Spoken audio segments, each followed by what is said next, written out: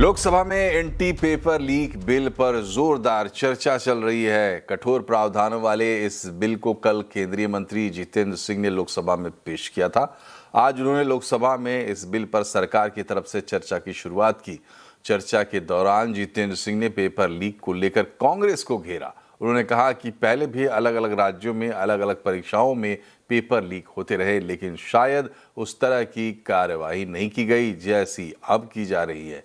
वहीं विपक्ष की तरफ से प्रियंका गांधी और अखिलेश यादव ने सरकार को घेरा। टीएमसी सांसद अभिषेक बनर्जी ने भी सरकार पर हमला बोला। एग्जामिनेशन को लेकर के तरह तरह की वारदातें होती रही या पेपर लीक भी होता रहा। ये केवल किसी एक प्रदेश या एक प्रांत तक सीमित नहीं रहा, ऐसा पहले भी होता था। अलग अलग पार्टियों की सरकारें रही, अलग अलग प्रदेश रहे। So it is on record 2009 railway recruitment board, 2011 I'll go on and on, the list is very long then, 2011 All India Engineering Entrance Examination, 2012 AIIMS New Delhi entrance paper leak, 2013 Maharashtra secondary certificate examination. So if I go on and on, then I will not be able to talk about the bill as such. देश के युवाओं पर palette guns और AK-47 चलवाने की क्या आवश्यकता थी?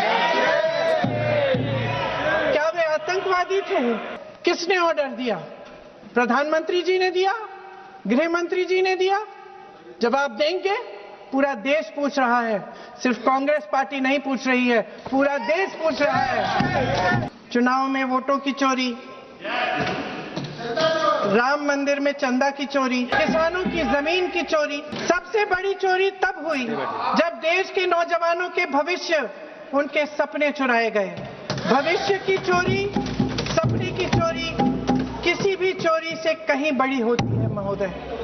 अगर देश का युवा निराश हो जाए, अगर देश का युवा निराश हो गया, उसकी उम्मीद टूट गई, तो सबसे बड़ी हार भारत की हार होगी।